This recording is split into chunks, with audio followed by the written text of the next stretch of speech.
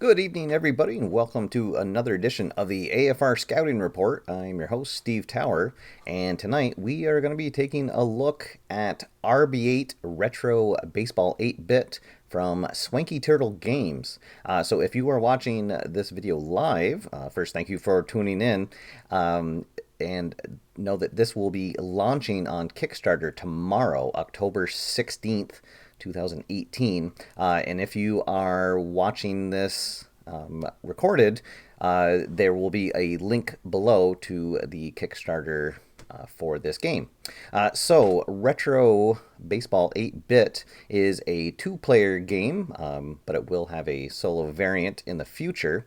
And it's a head-to-head game where you and your friend are trying to win a baseball game, and you can use either pre-made teams or you can do a fantasy draft and pick out your players before you go head to head. So we'll be doing a highlight of this game. So we're going to be playing through 3 half innings, so I can show you some of the various parts of the game and give you guys an idea if this is a game that looks like something you might want to check out on Kickstarter. So let's head on down to our field cam and show you what the game is all about. All right, so this is the game board. So I have the Big Apple Bombers are visiting the Northeast Chowders, and as I'm playing this solo, I have my batters up here set up 1 through 9, but on the game board, it's set up the other way, so that you would be playing head-to-head, and you'd have your batters in the opposite direction. Other things here on the board, it comes with a scoreboard, so you can keep track of the inning, the score, and the outs in the inning. You get these 2 nice dice here that have silhouettes of a pitcher and a batter on them.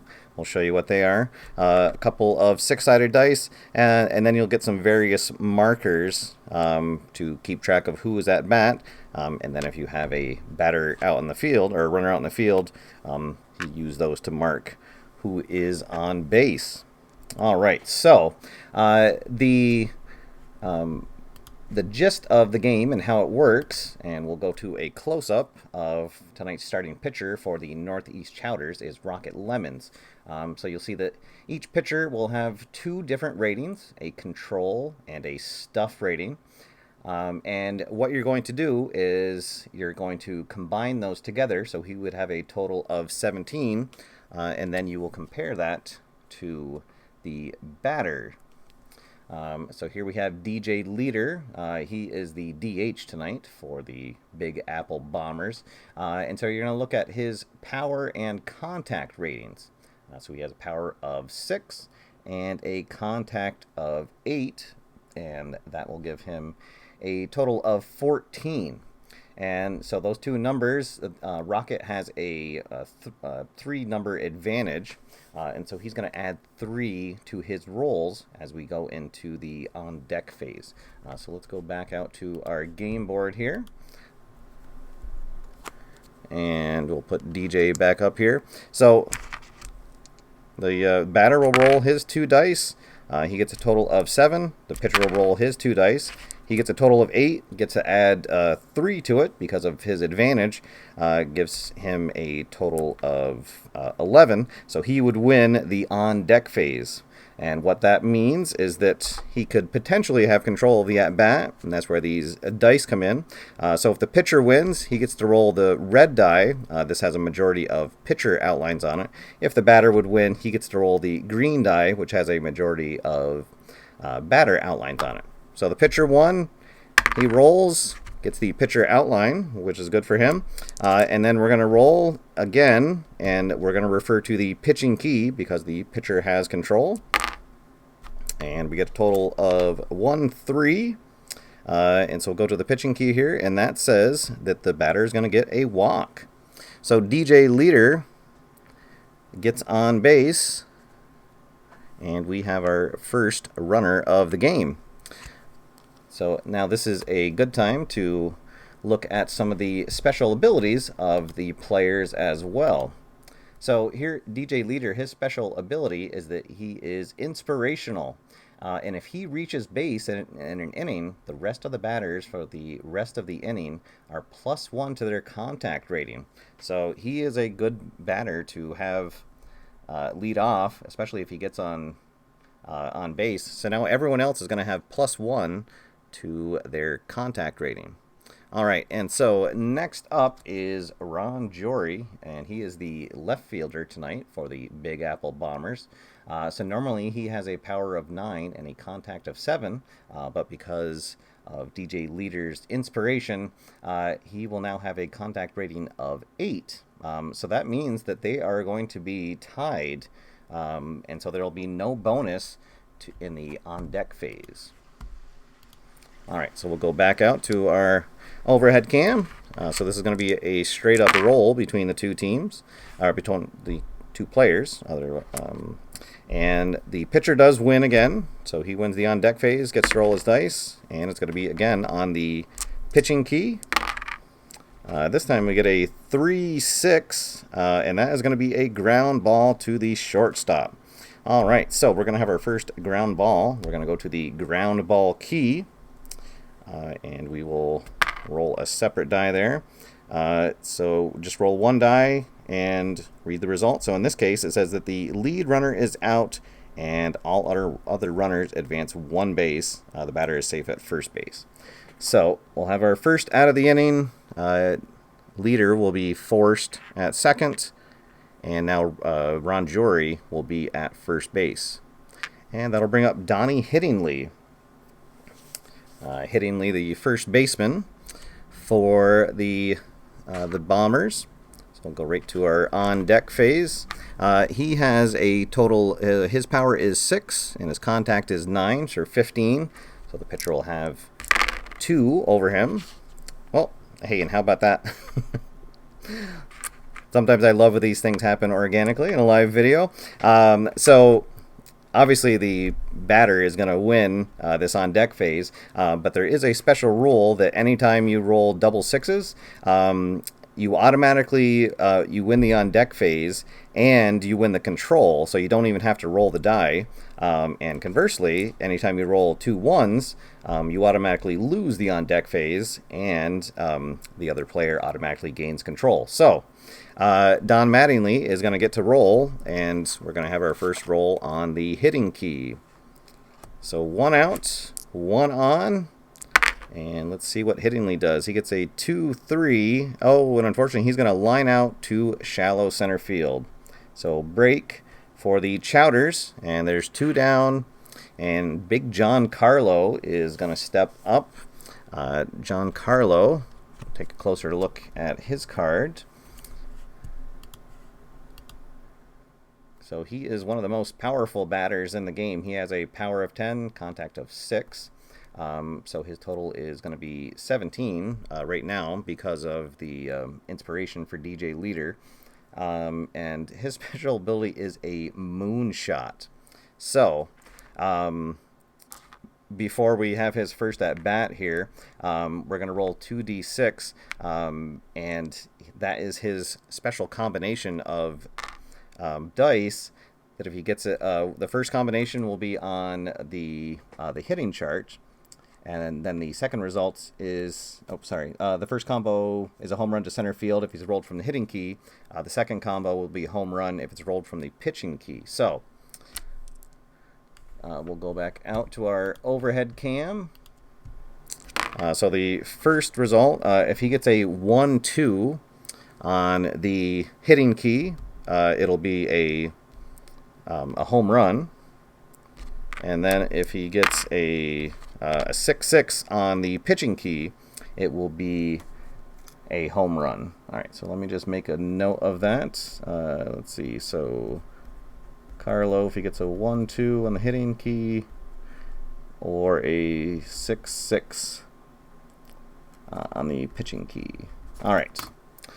So there we go. So let's see. So it's going to be 17 against 17. So they are even as we go to our on deck phase. And the batter is going to win it. And and unfortunately it's going to roll on the pitching key. So break for us, and we get a total of 4-6. And let's see, a 4-6 is a fly out to deep right field, and that'll end the inning. They'll strand a runner, and there's no score after the top of the first. All right, so there we go. So there is a quick half of an inning, and you can sort of see how the game will flow, how the on-deck phase works. We got to see some of the special abilities of the batter and how it can affect players. So most of the players, they're going to have all the players will have a special ability on their card. Most of the time, it's going to just affect them during their at-bat, but some of them have a defensive ability. As we'll see, we're going to skip ahead in the game, and we will go to the bottom of the 6, and we will show what happens with pitcher fatigue. All right, so let's get a close-up look at the Bombers starting pitcher. This is Thor Asgard. And so I should mention, so some of these names, I see some people are already saying that they like the names. They are either a parody or a kind of a mixture of names, and what it is all of these teams, they are a combination of two professional teams, and so sometimes it's kind of fun to try to figure out who these players are representing in real life. But so there is Thor Asgard, and as you can see, his special ability is if we get a ground ball result, he gets to roll, and if he gets a 6 on a single swing, it's instead of a ground out, it is a strikeout. All right, and so our leadoff batter in the number 1 slot is Bobby Alamo, our second baseman, and he has an interesting ability in that he increases the defensive rating of the shortstop if he is starting at second base. So he increases the defensive ability of our shortstop, Al Fettuccini. All right, so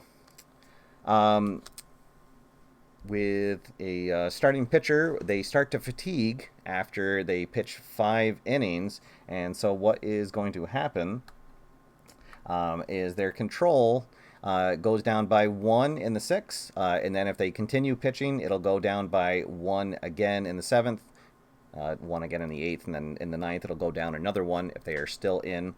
Also, if they continue pitching in the 7th inning, they lose their special ability. All right, and the other way that a pitcher will fatigue is if they give up, after they give up 5 runs, every time they give up another run after that, they lose 1 rating off of their stuff. So right now, so normally Thor Asgard, he would have a total of 17, but his control is now down to 8 as we are in the 6th inning. So he will have a total of 16.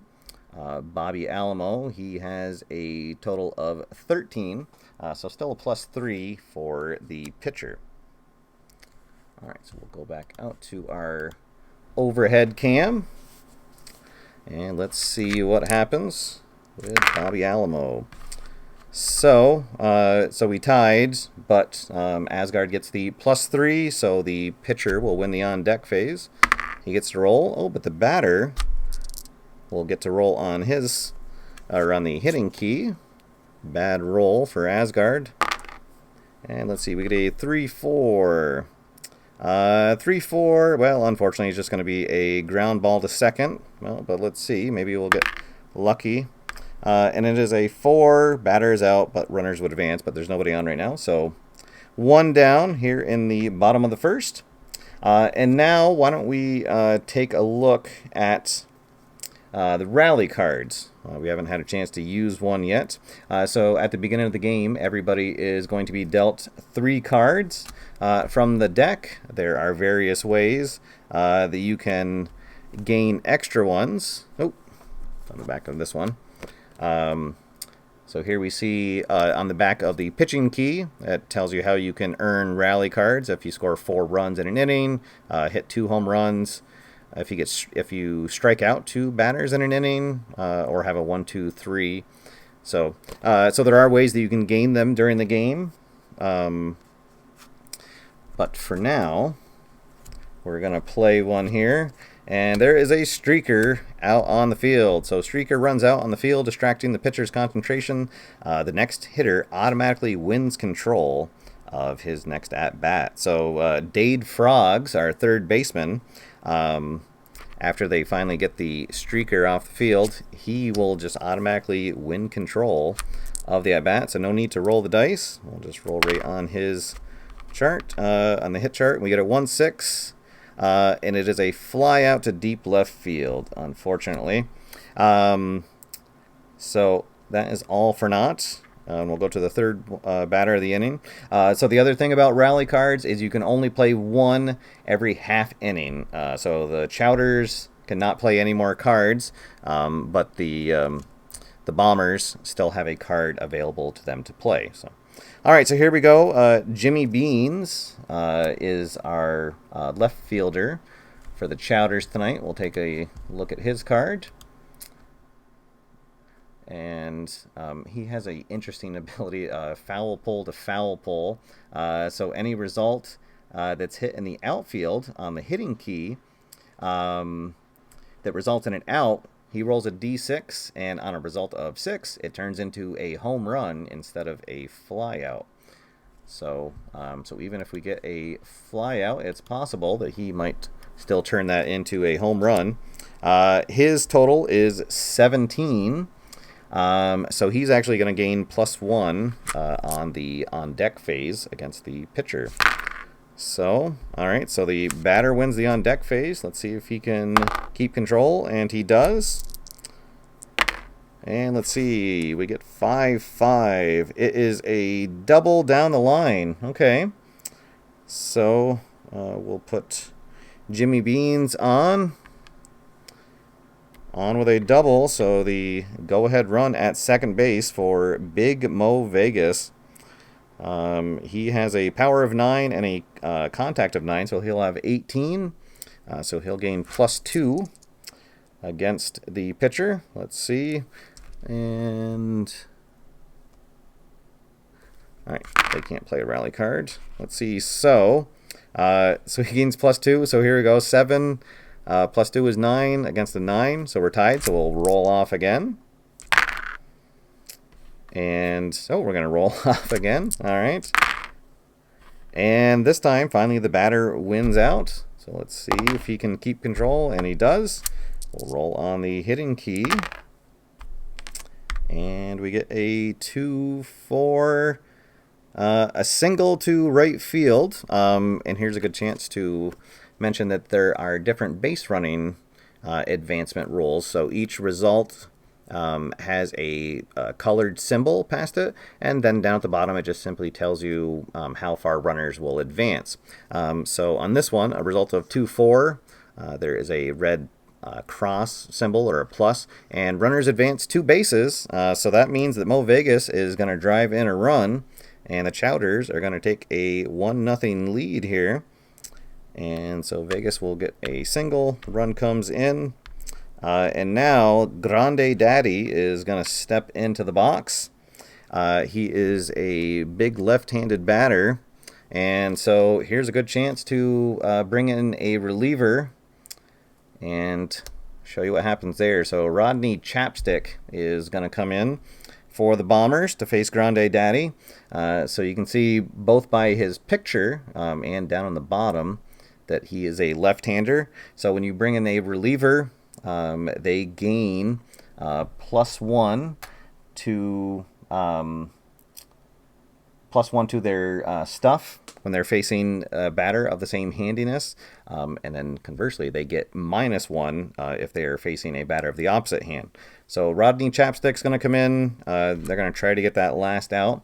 So normally he has a stuff of 10 and a control of 6, but he'll gain +1. So he's going to have a total of 17 against a total of 16, Grande Daddy. So he'll get +1 to his roll.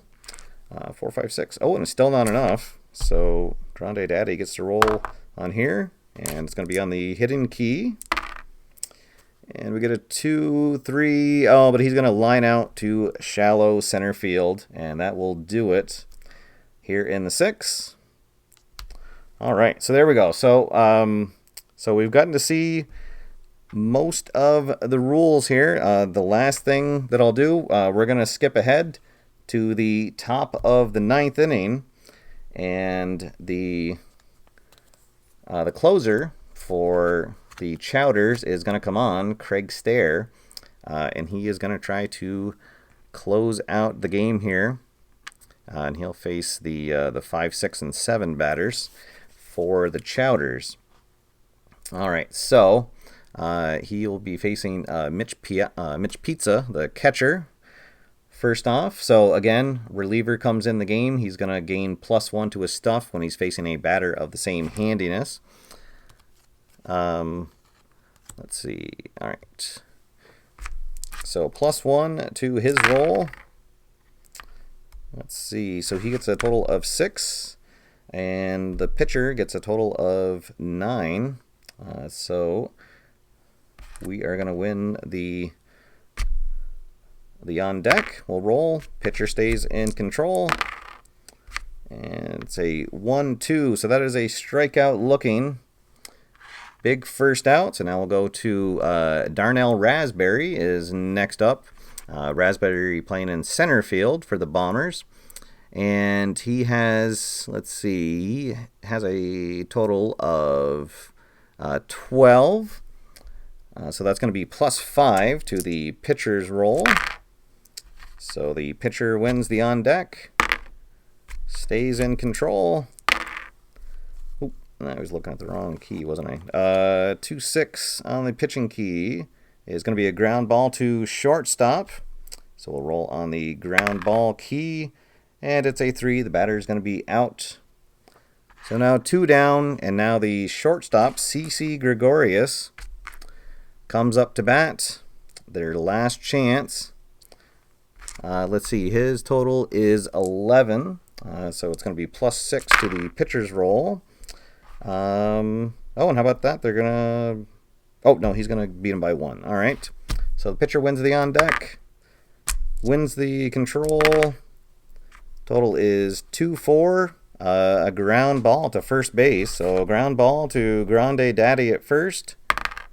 And we get a 4, so he would grab him for... or he would handle it for the last out of the game. But just to show some of the defense, or we'll show a close play, and then a potential error. So if I had rolled a 5, that would be a close play at first base. So what you do, you compare the batter's speed. So in this case, Gregorius has a speed of 5, and the defense... for Daddy is only a 3, and then he would just roll off again, so he would get +2 to his roll, and so he would have beat it out on a close play. That's what happens if you roll a 5 on a ground ball. And then finally, if you roll a 6 on the ground ball, that would be a error. So whoever the ball was hit to, he commits an error. Everybody advances 1 base. The only time that changes, and this is where a good defensive player can come in. So let's say instead of a ground ball to first, it was a ground ball to our shortstop, who normally has a defense of 8, but gets pumped up by Alamo to a 9. So when that happens, you roll, or you flip this card over, and you see there's different. So players with a defense of 7 gets a roll. If they roll a 6, the batter is out instead of it being an error. If a defense of 8, it's a 5 or 6. Then a defense of 9, it goes to a 4, 5, or 6. And then finally, if they have a defense of 10, they have a 50-50 chance of it being, or actually better than 50, 3 through 6. They make the play. So that's where defense comes into play. And so the better defensive players are going to help you out. I guess the only thing that we didn't show is a potential stolen base. So let's say that before our last out there, if Raspberry had gotten on base, and he wanted to do a stolen base. Same kind of thing. You control, or you compare his speed to the catcher's defense. So in this case, they are tied. So there's no bonus, and then you just roll off, and whoever gets the higher roll, if the batter does, or if the runner does, he steals the base. If the catcher does, he gets he throws him out. So there we go. That is RB8 Retro Baseball 8-bit in a nutshell. So obviously you'd play through a full 9 innings, but I just kind of wanted to give you guys a quick overview of the game and show you the highlights of the game and see if it's something you guys might want to take a look at once it launches on Kickstarter. So again, this game is launching, if you're watching this live, it's launching tomorrow, October 16th. And there will be a solo variant available in the future. So this is news that I just got tonight. So right now the game is only playable head-to-head. But there will be a solo variant produced. It's just not going to be ready for this Kickstarter campaign. And everybody that backs the game when the solo variant is released next year, they will get sent the print and play files for free. So if you're looking at this game potentially only to play solo, don't let the fact that there aren't solo rules right now put you off on it, because they will be available and you'll get them for free once they are produced next year. So all right, guys. Well, thank you for tuning in. I hope you enjoyed this. Again, and if you're watching this video on a replay, there will be a link down below to the Kickstarter campaign. So there we go, guys. That is all for now. Thanks for watching. Until next time, get out there, have fun, play games, and I will see you after further review. Have a good night, everybody.